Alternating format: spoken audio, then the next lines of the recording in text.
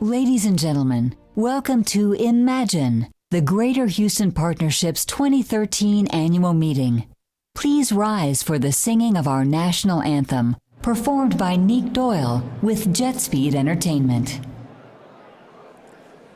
Oh, say, can you see by the dawn's early light what so proudly we hailed at the twilight's last gleaming, whose bright stripes and bright stars through the perilous flights o'er the ramparts we watched, they're so gallantly streaming, and the rocket's red glare, the bomb bursting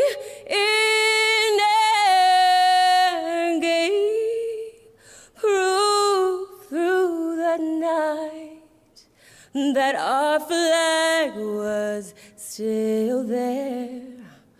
Oh, say does that star-spangled banner yet wave o'er the land of the free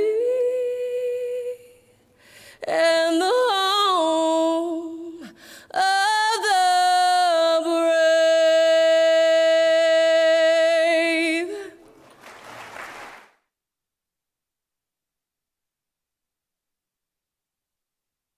Ladies and gentlemen, please welcome Senior Pastor Rudy Rasmus of St. John's Downtown.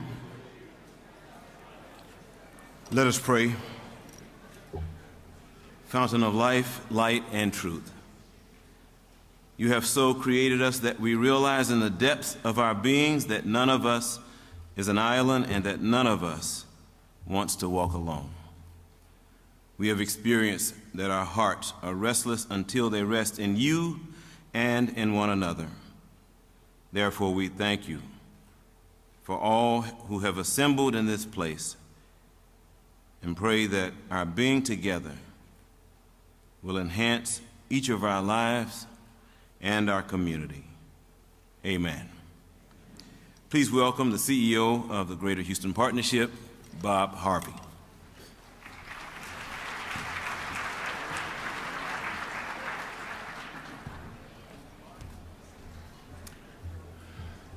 Welcome, ladies and gentlemen, to the Greater Houston Partnership 2013 annual meeting. I'm Bob Harvey, President and CEO, and it's a pleasure to be with you today. I want to thank Pastor Rudy Rasmus for leading today's invocation. Pastor Rudy, as he's known to his congregation, is co-pastor with his wife Juanita at St. John's United Methodist Church, just about a mile from here in the heart of downtown. When Pastor Rudy arrived at St. John's more than 20 years ago, there were only 9 members of his congregation. Today, his parish counts more than 9,000 members, a third of whom are homeless men and women. So thank you for joining us today, Pastor Rudy. Thank you for all that you do for our community.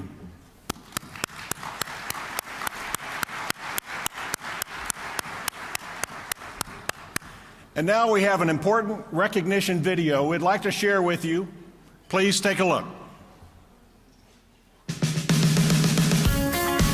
Ladies and gentlemen, the generous financial support of our sponsors is an essential component to the work of the Greater Houston Partnership. Their sponsorship, along with your patronage of these excellent companies, allows us to continue to be the voice of the business community in the 10-county Houston region. Their dollars have also made today's annual meeting possible. Please join me in thanking our executive-level sponsors: AT&T, BP America, CenterPoint Energy, Chevron, ExxonMobil, JP Morgan Chase, Reliant and NRG Company, Shell Oil Company. Our platinum level sponsors include Odebrecht USA. Silver level sponsors are Bank of America, Blue Lands, Bracewell and Giuliani LLP, Camden Property Trust, NAI Houston, Sanchez Oil and Gas Corporation, Spectra Energy, Cisco Corporation, the Friedkin Group, and WCW International Incorporated. Our bronze level sponsors, who include Amity Bank, Andrews Kurth LLP, Bud Light Silver Eagle Distributors LP, Capital One, Centerpoint Energy, Comerica Bank, Deloitte, Ernst & Young LLP, Gensler, Haynes & Boone LLP, Jones Lang LaSalle, Lock Lord LLP, Marathon Oil Corporation, PricewaterhouseCoopers, Texas Capital Bank, Trustmark National Bank, UTMB Health, and Wells Fargo. Underwriter for the Networking Cafe, Toshiba International Corp. Also, thanks to our staging partner, JSAV, and our production partner since 2006, Vision Production Group. As we extend a big thank you to each of this year's sponsors and underwriters, let's give them a big round of applause for everything they do to make GHP and the Houston region more successful.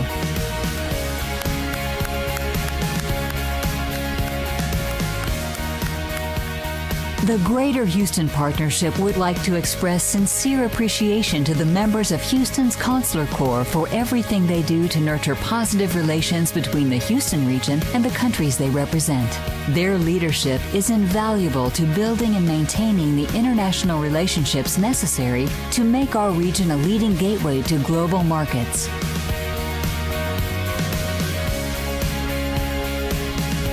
The Greater Houston Partnership would also like to acknowledge our elected officials, the men and women who represent Houston at the local, state, and federal level. Strong public policy is key to economic development, and we look forward to working with all of our elected officials in 2013.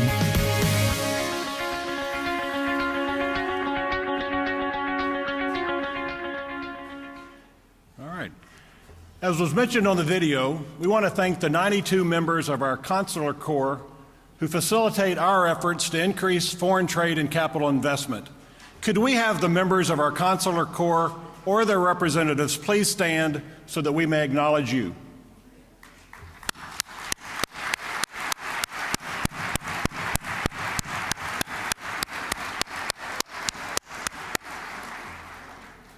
And of course, we want to recognize and thank our elected officials who are so instrumental in advancing our public policy agenda. These public servants work tirelessly at the local, state, and federal level to address the needs of our fast-growing region. Could I please have our elected officials or their representatives stand so that we may recognize you as well?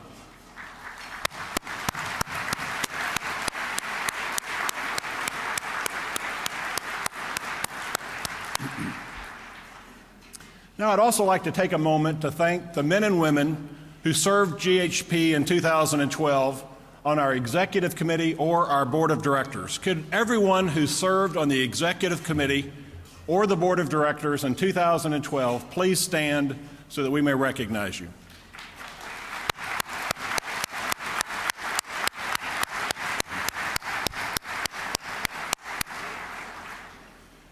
Now we'll take a brief intermission to allow you to enjoy your lunch. The program will resume in about 20 minutes. Thank you. Well, it's now my pleasure, and indeed it's my honor, to introduce our 2012 chairman, Mr. Tony Chase. Now, I was going to say quickly that you'll recognize Tony. He's the one with the big smile on his face today. Now, Tony's a rare individual. He's an entrepreneur, he's a businessman, he's an attorney, professor, community leader, and more. Tony was an honors graduate at Harvard College.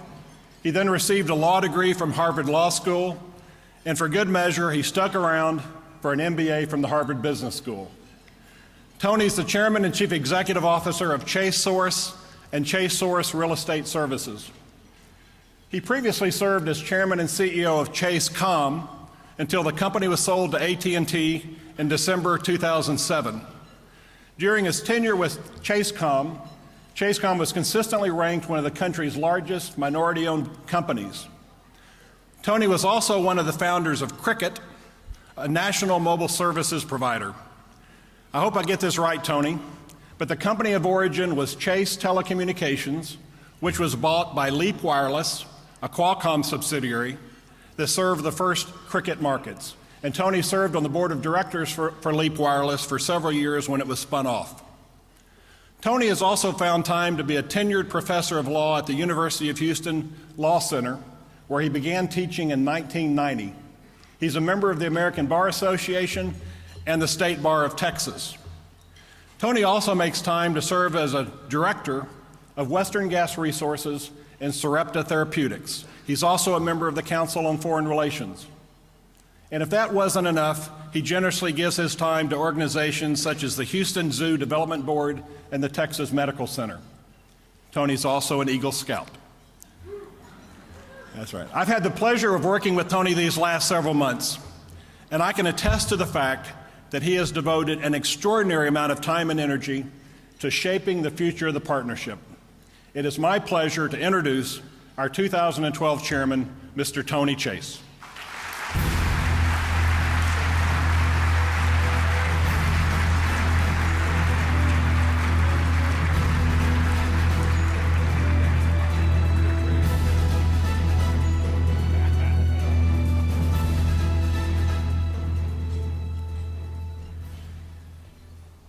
Thanks, Bob. I am happy today. Before I give my remarks, we have an important business item to conduct. That is the election of new board members. Nominees for board membership were solicited from Greater Houston Partnership companies. Our nominating committee was responsible for narrowing the list. After approval by the partnership's current board, a proxy form with the list of the 2013 nominees was sent to each partnership member company. The proxies received are sufficient for a quorum to elect our new directors.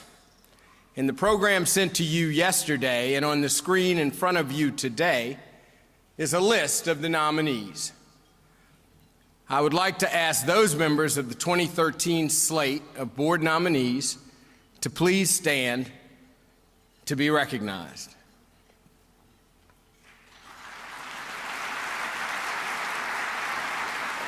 Thank you. Thank you. You may be seated. Each member company is entitled to one vote. All those in favor of the nominees as listed, please say aye. All those opposed? The ayes have it. The nominees stand confirmed. Please join me in welcoming the new directors of the Greater Houston Partnership.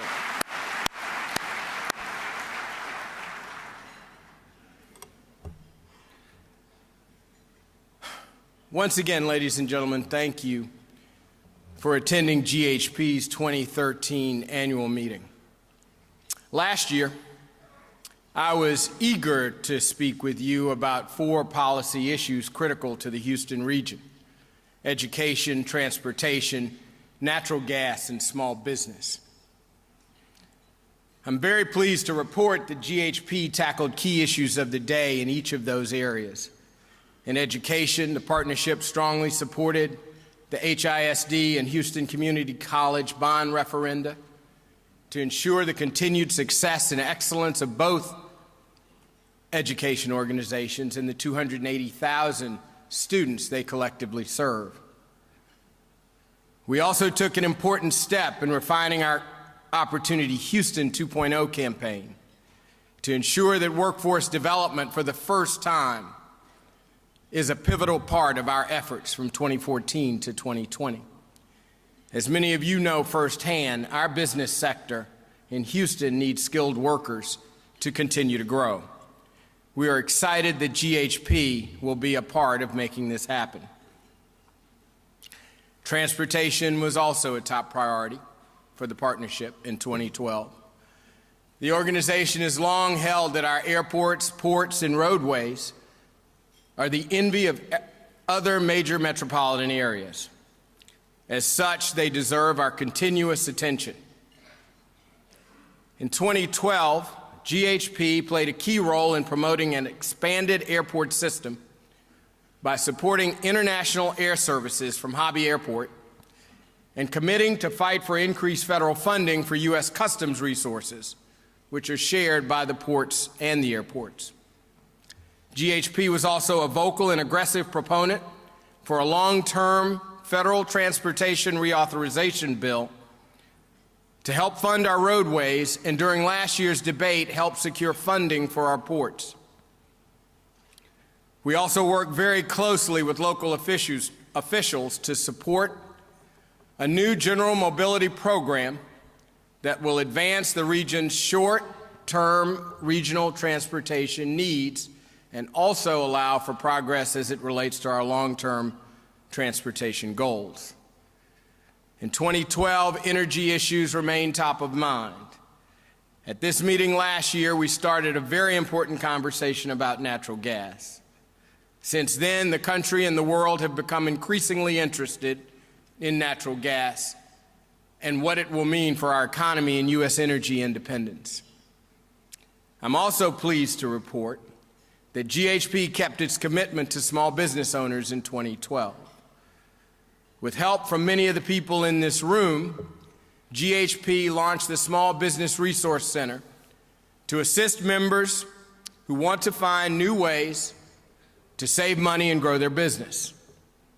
We also continued our support of the Goldman Sachs 10,000 Small Business Initiative, a program that continues to receive national recognition for its successful approach to developing business acumen and creating access to capital. This was all great work for the partnership. It illustrates our long-term commitment to key areas: education, transportation, and energy. And it shows our willingness to tackle tough issues and think critically about what we need for Houston. Unlike any other time in recent history, Houston is poised to take center stage in several important respects.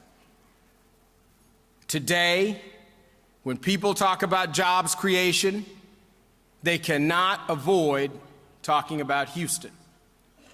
By November 2012, Houston's employment reached 2,642,900 jobs. That's 15,000 jobs past the previous peak reached in 2008.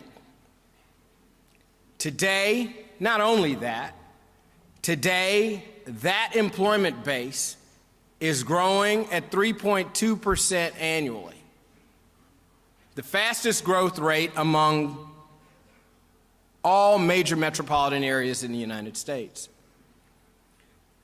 When people look across the country at all of the major metropolitan areas and they compare home prices, they can't avoid talking about Houston.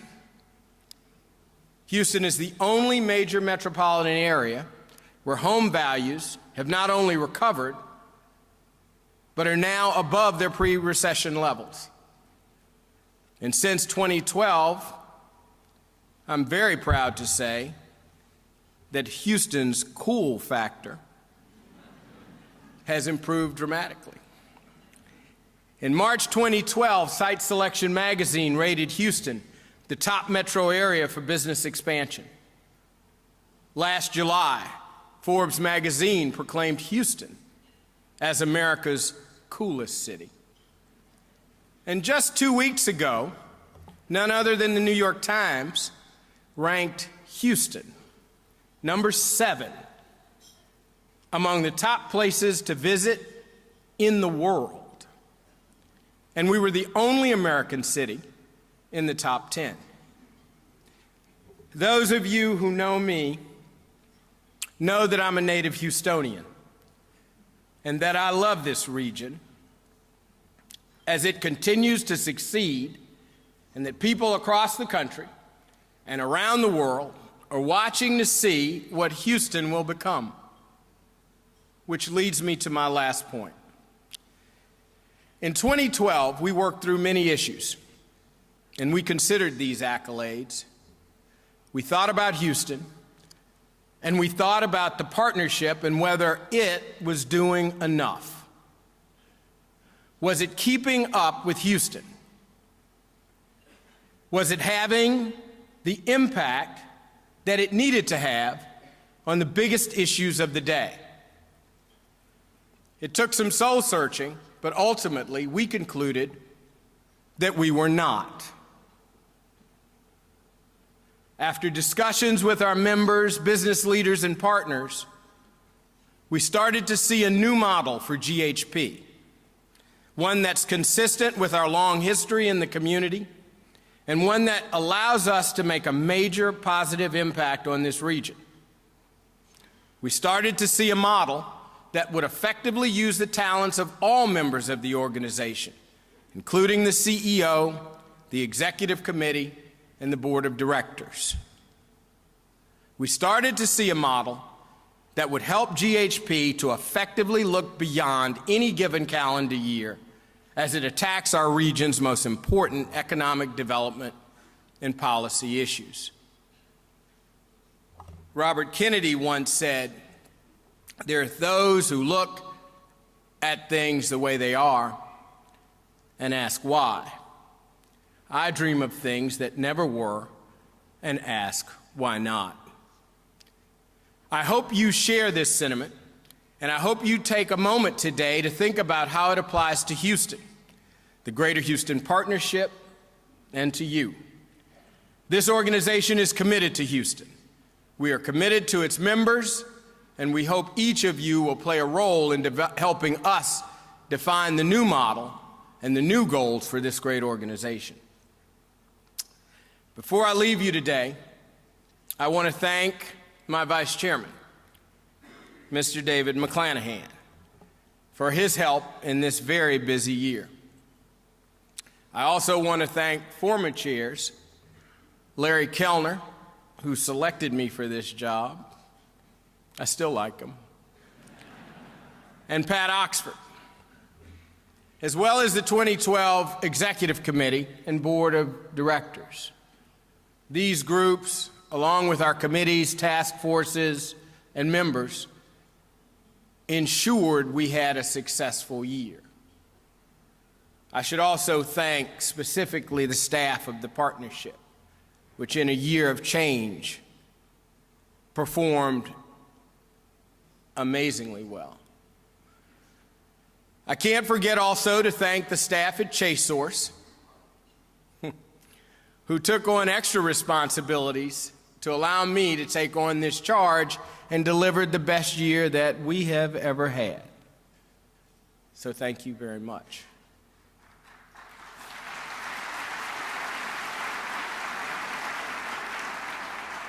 Last, but certainly not least, I can't forget to thank my wife, Dina, who really bore the brunt of this sacrifice and did it with such grace and class, and I appreciate that and understand. I also want to recognize my mother, who's here today, my beloved mother, Drusy Chase, and my 5-year-old daughter, Kat. Hi, Kat. Hi, baby.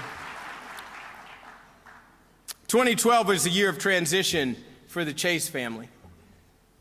We lost our patriarch, my father, John Chase.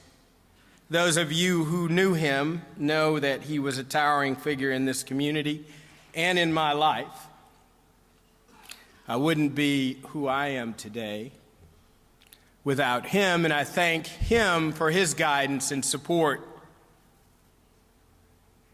throughout his life and after. That concludes my thank yous. As my last act as your chairman, it's my distinct pleasure to introduce my successor. I had the great pleasure of working closely with him this past year, and I am certain the partnership is in very good hands. David McClanahan is President and CEO of CenterPoint Energy. He is one of the rare individuals that has spent his entire business career with the same company.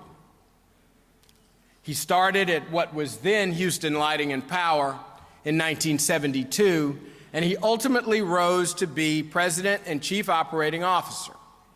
He also served in various leadership roles at Houston Industries and Reliant Energy before assuming his current role when CenterPoint was formed as an independent company in 2002. Outside his day job, David has taken an active role in a number of other organizations, having served as chairman of the board of the University of St. Thomas, Junior Achievement of Southeast Texas, the United Way of Greater Houston, and the Gulf Coast Regional Blood Center. He also serves on the board of directors of the American Gas Association, which he chaired in 2008. Ladies and gentlemen, please welcome Mr. David McClanahan, your 2013 chairman.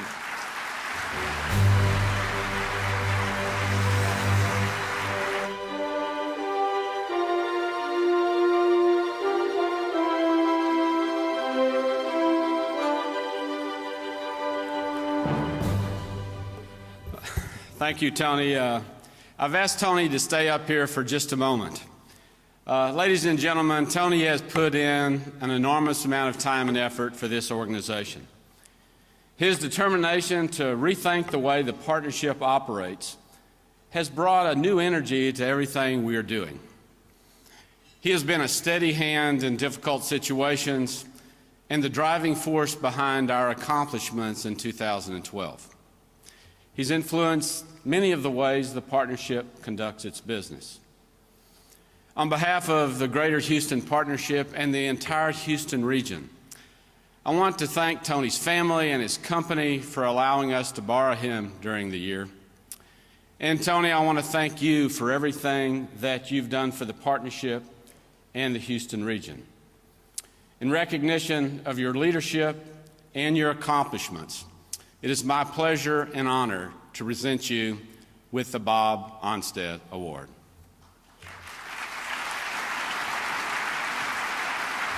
Thanks, David. Thank you very much. They want to come over here. Okay. Thanks, David.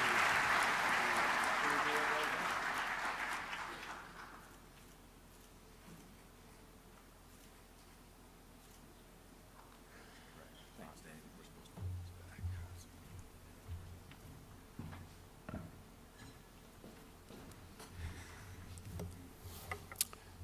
Well, one more round of applause for Tony Chase, the outgoing chairman.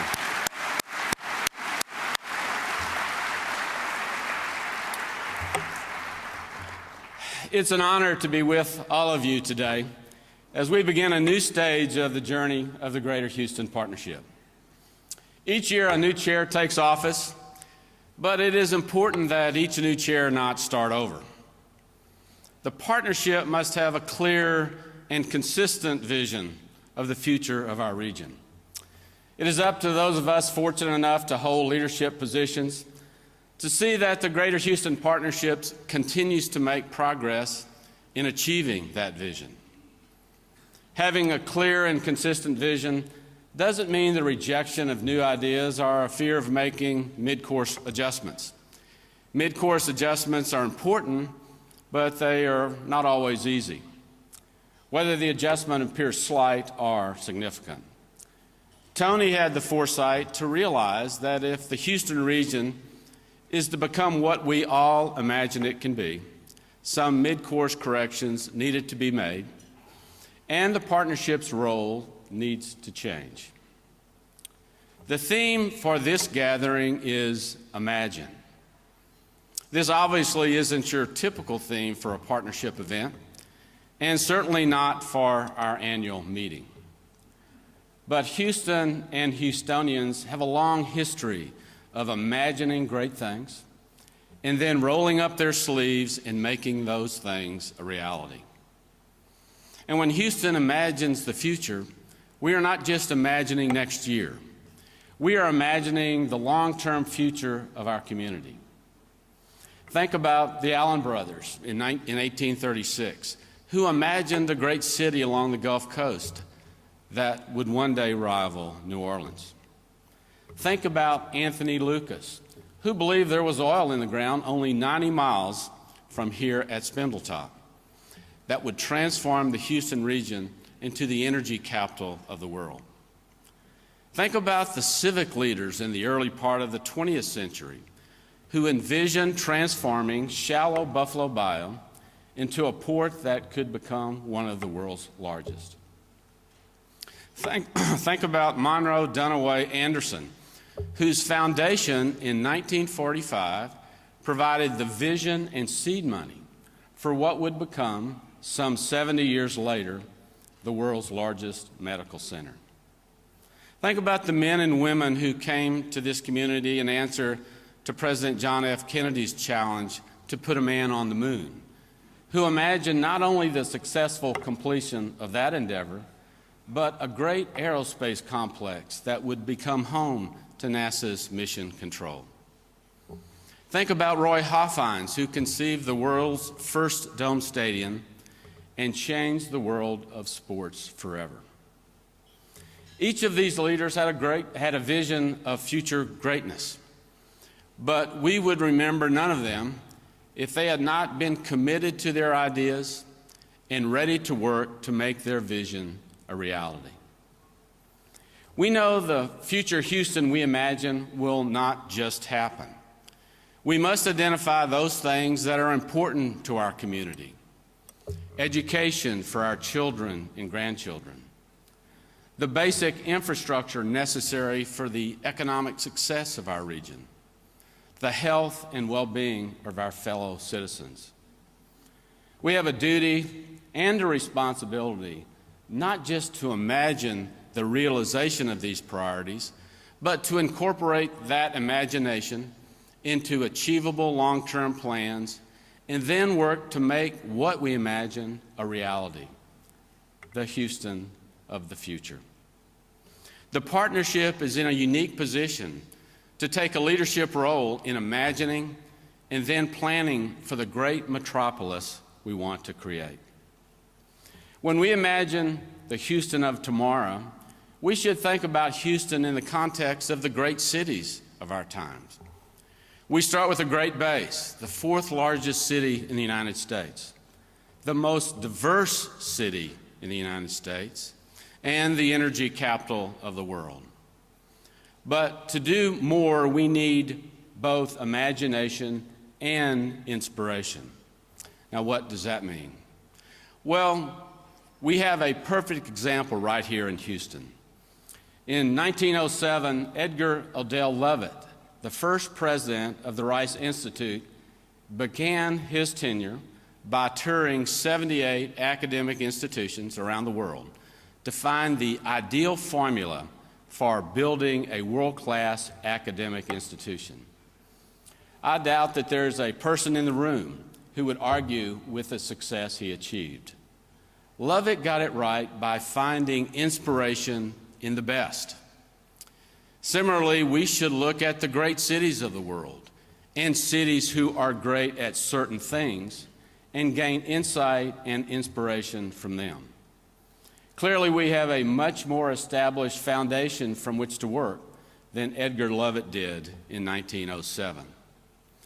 As part of this exploration process to find great examples which to follow, GHP is taking part in the Global Cities Initiative, sponsored by the Brookings Institute and J.P. Morgan Chase.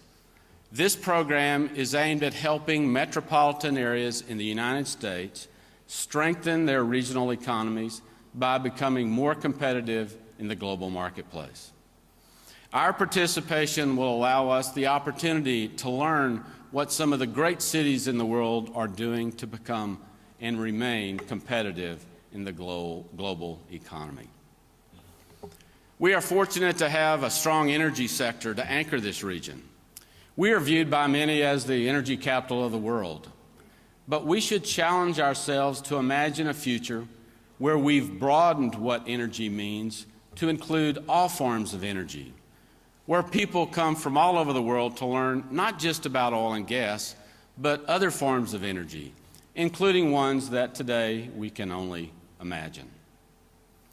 We're also home to the largest medical complex in the world, one that we're all proud of.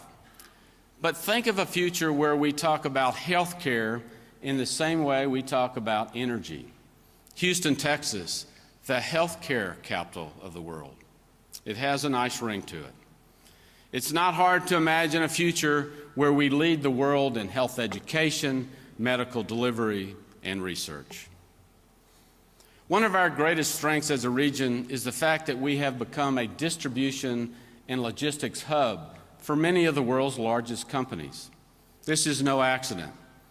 In addition to our strategic location in the middle of the United States and along the Gulf Coast, we are also home to one of the largest ports in America and the beneficiaries of a railroad system our forefathers were wise to build and expand.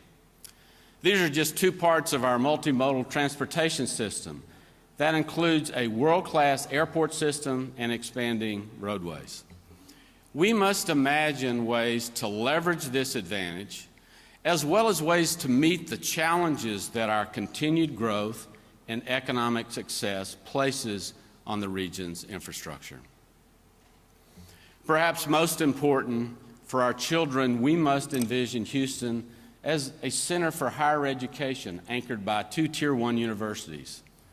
We must see a region where the kindergarten through 12th grade education system gives every single child the same opportunity to succeed, making good on our promise to future generations to afford them the same opportunities we had. And where our outstanding universities and community colleges provide a greater path to upward mobility. We should imagine a region where people come from around the world to learn the technical skills necessary to compete. Lastly, let's imagine a truly global city where we've parlayed our ethnic diversity into rich ties with other global communities. Houston has been called an example of what this country will look like in the next 50 years. We should embrace that diversity and use it to our benefit as we expand existing markets and open new ones.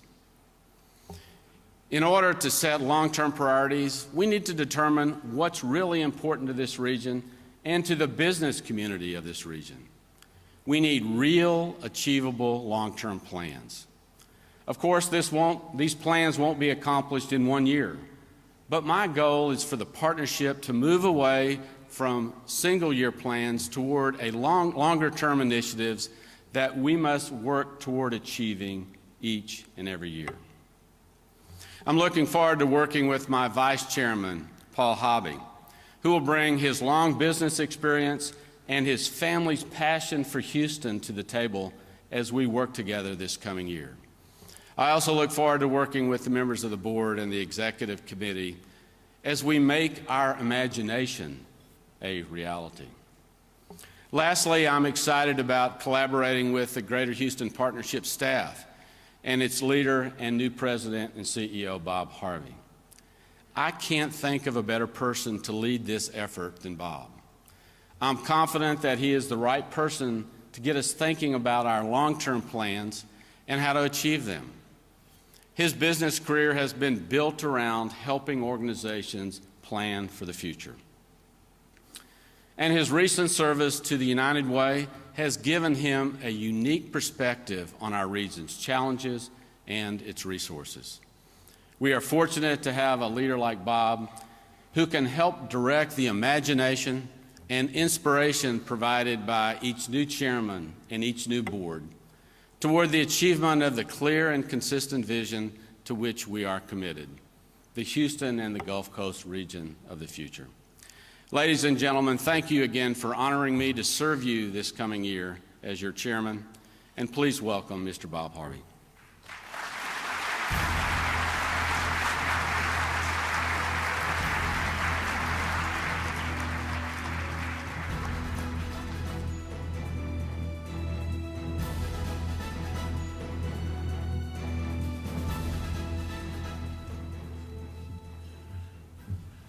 Thank you, David. I always worry at a moment like this that when you receive those kind of accolades from the chairman and you know his speech was written by the staff, that you're a little suspicious of what was just said.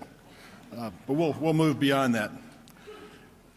David, I really appreciate those kind words, and I truly look forward to working with you this year. Good afternoon, everyone. It's truly a pleasure to be here and to have this chance to share some of the thoughts I have about Houston, the partnership, and our plans for 2013.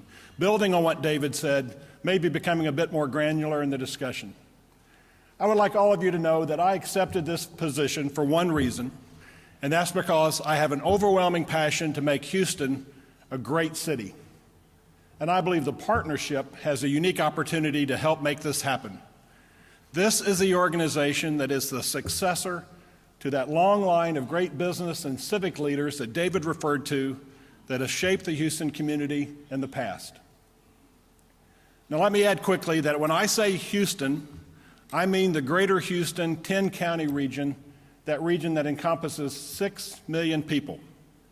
And while it's made up of distinct neighborhoods and business districts, it is truly one large economic engine and one interconnected community. No part of the region can really ignore the rest. Now, we all know Houston has changed a lot over the years, and the nature of civic leadership has changed right along with it. But we still need an organization like the Partnership that brings leaders together to dream big and to solve the issues of the day. So how do we, the Partnership, get this done? Many of you have given me suggestions over the past several months on how the Partnership could improve. And I want to thank you for your input. Really. I also received input from McKinsey & Company, which completed a study of the partnership in November and raised a number of issues and made several key suggestions. So with the benefit of all this input, I'd like to share a few of the thoughts about the next steps we'll be taking at the partnership. First, just as Tony and David have suggested, we must build this new model for the organization that draws effectively on the strength of the staff, the strength of the board, and the strength of you, the membership.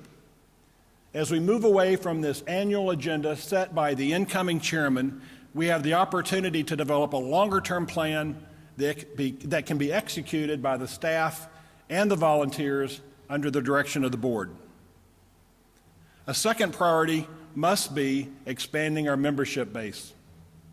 We'll be seeking to secure the support of companies that were once members of the partnership, as well as companies and institutions that are new to our region. And we'll be talking about how to get these companies and all of you seriously engaged in the work of the partnership. A third priority will be to enhance the partnership's capabilities in several key areas. For example, we need to expand and better leverage our research capability to support a broader range of issues. Similarly, our policy efforts need to be more focused and more robust. Today's policy issues are simply more complicated and they take years to advance.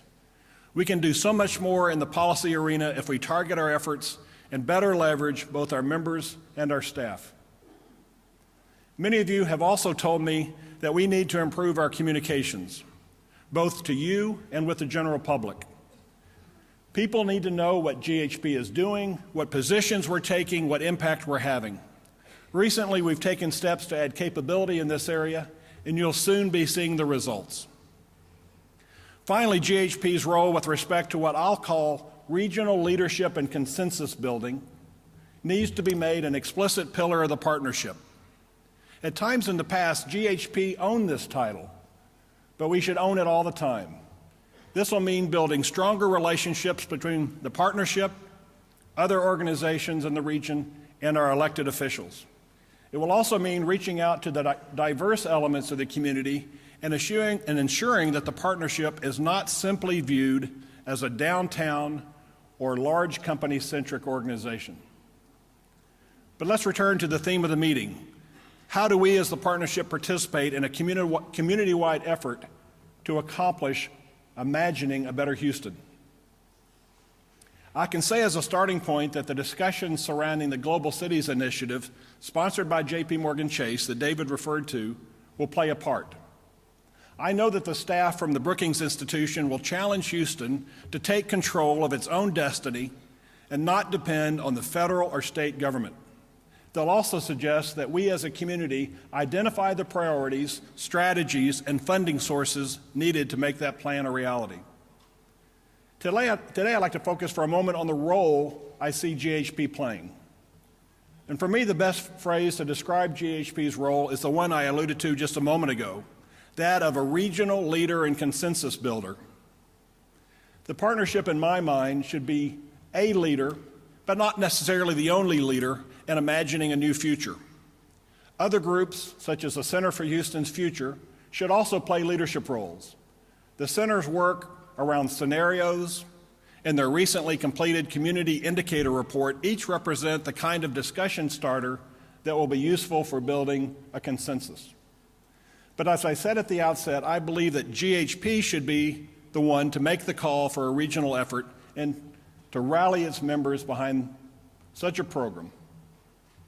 No other group is better able to leverage the strengths of the business community in a regional consensus building process. Now, both McKinsey and Brookings highlight the importance of metro regions building on strengths rather than starting afresh. And as David alluded, our region has clear strengths in energy, healthcare, aerospace, IT, trading and logistics, and manufacturing that we simply must leverage. We need bold, aspirational plans to move each of these segments forward in the context of a global economy. But we can't lose sight either of the recent gains in areas we haven't traditionally viewed as strengths, such as cultural arts and tourism, technology, and commercialization. As both Tony and David have suggested, public education must be part of any discussion of our future, along with higher education, along with workforce development. We certainly need the skilled workers and professionals to support our growing economy. And the social cost of failure in education is simply immense. But I'd suggest one of our biggest opportunities, and perhaps one of our biggest challenges, may be in the area of immigration. I've always been proud that the partnership has led in the area of immigration reform.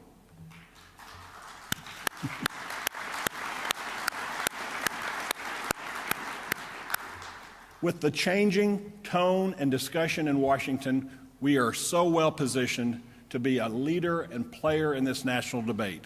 It's something our economy, our community, I should say, simply must address. So clearly, just as the scope of our imagining effort must be broad, it must also be inclusive in every respect. And I hope all of you are prepared to engage in this discussion and to help us draw others to the table. Now let me turn briefly to my final topic, which is the year ahead. While 2013 will be a year of imagining and redesign, it will also be a year of execution of critical tasks.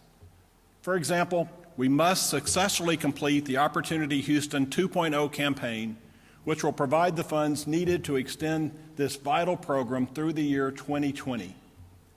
Drayton McLean and his campaign cabinet are leading the effort to raise $40 million, and I'm pleased to report that we have raised $13.2 million in pledges to date. Thank you. Your support of Opportunity Houston 2.0 is simply vital to our efforts to continue to bring high-paying jobs to Houston and to accomplish the branding, skilled worker attraction, and workforce development goals we've set.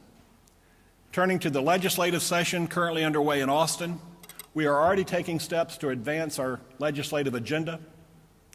This session, the partnership is focused on 6 key areas: education and workforce development, transportation, energy, healthcare, economic development, and quality of life.